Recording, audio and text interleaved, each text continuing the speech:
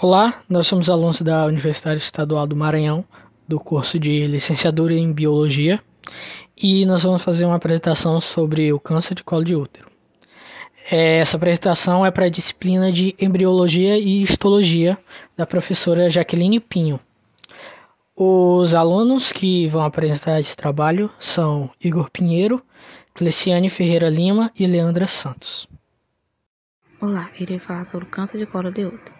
O câncer de colo de útero, também conhecido por câncer cervical, é uma doença de evolução lenta que afeta principalmente mulheres acima dos 25 anos. É o segundo tumor maligno mais frequente, ficando atrás do câncer de mama, e é a quarta causa de morte por câncer entre a população feminina no Brasil.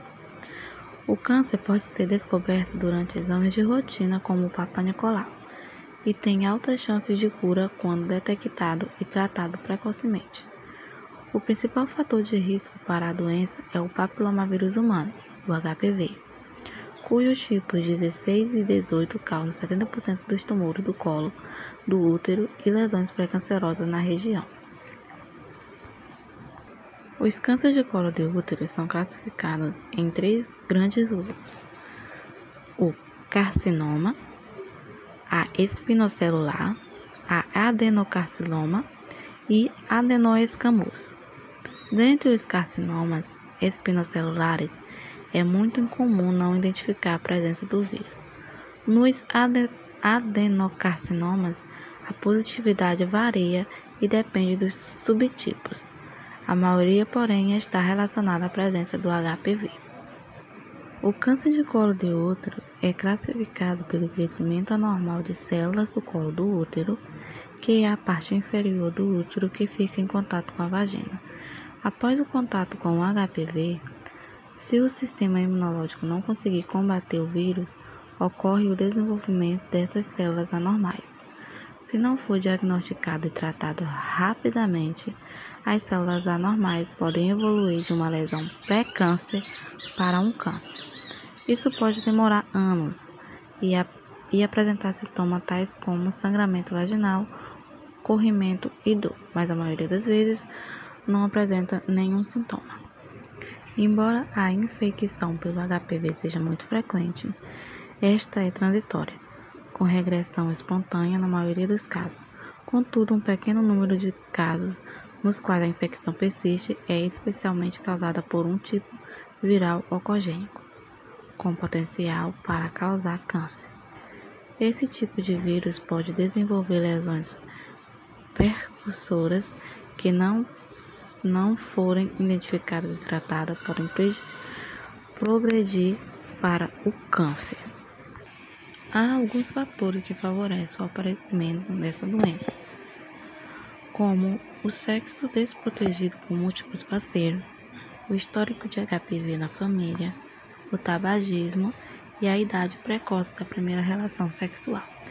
O exame ginecológico preventivo, o Papa Nicolau, trata-se do nome próprio do inventor do exame. É a principal ferramenta para diagnosticar as lesões precursoras do câncer. Este exame é indolor e rápido. A mulher pode sentir um pequeno desconforto caso esteja tensa ou se o profissional que realizar o procedimento não tiver a delicadeza necessária.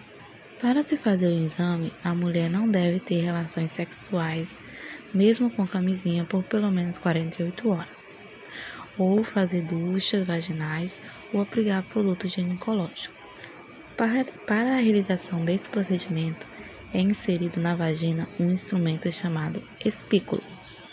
O médico examina visualmente o interior da vagina e colo do útero e com uma espátula de madeira e uma pequena escova especial é realizada a descamação do colo do útero, a fim de recolher as células para análise em laboratório. É muito importante que toda mulher que já teve ou tem relações sexuais e que esteja entre os 25 e 64 anos devam fazer o exame. O ideal é fazer 2 exames com intervalo de 1 ano entre eles. Se tiverem normais, dá para escapar mais e fazer exames de cada 3 anos. O tratamento para esse tipo de câncer, ele pode ser realizado por 4 maneiras: por radioterapia, por cirurgia, por quimioterapia ou imunoterapia. Se for descoberta de forma precoce, o tratamento pode ser feito com a retirada somente da lesão, sem a necessidade de anestesia geral ou ambiente hospitalar. Se necessitar de cirurgia, a cirurgia mais comum para tratar o câncer do colo de útero se chama esterectomia radical. Ela consiste na retirada do útero e de seu colo, da parte superior da vagina, dos linfonodos e do paramétrio, membrana que liga o útero à bacia. A quimioterapia é um tratamento que utiliza medicamentos para destruir as células doentes que formam o tumor. Estes medicamentos se misturam com o sangue e são levados a todas as partes do corpo, destruindo assim as células doentes que estão formando o tumor e impedindo que elas se espalhem pelo corpo.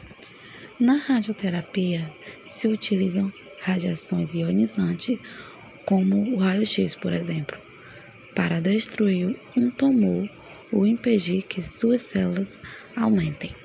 Na imunoterapia, também são usados medicamentos. Com esses medicamentos, o organismo do paciente passa a ser capaz de combater sozinho o câncer, sem precisar de nenhum tipo de cirurgia. Bom, agora eu vou falar sobre sintomas do colo de útero. Bom, os principais sintomas que a pessoa apresenta quando está com câncer de colo de útero é o sangramento durante a relação sexual e também é um odor diferente vaginal.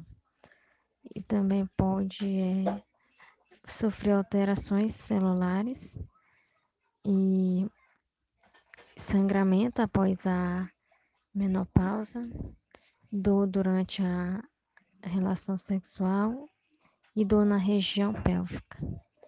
E também temos no caso de quando o câncer já está bem avançado, que é o inchaço das pernas e problemas ao urinar ou então evacuar.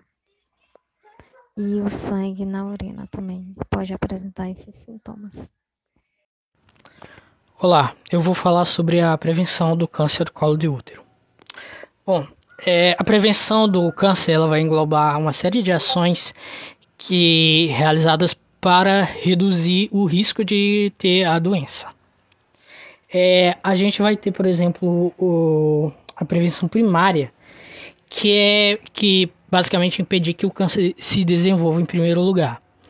Isso inclui ações e adoção de um modo de vida mais saudável, evitando também a exposição a substâncias cancerígenas.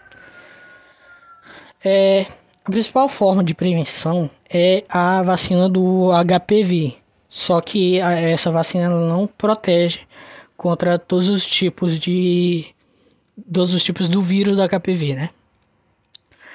A prevenção primária está relacionado, como eu disse, né, a diminuição do contágio pelo papiloma vírus humano, o HPV, que é justamente o vírus que causa o câncer de colo de útero.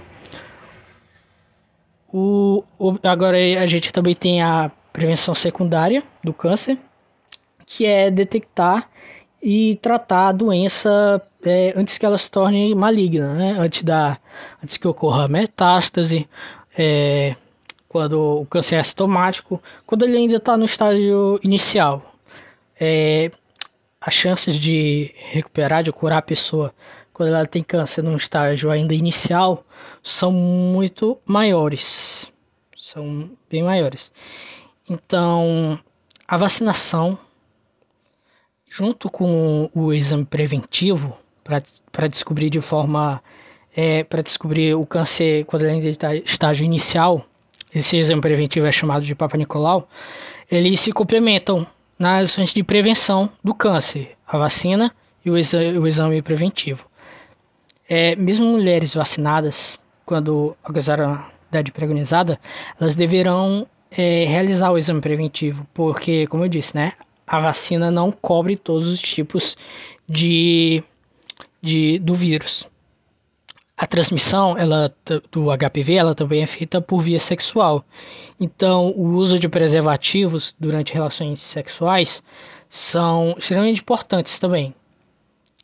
O grupo-alvo da vacinação do HPV são meninas entre 9 e 14 anos e meninos entre 11 e 14 anos.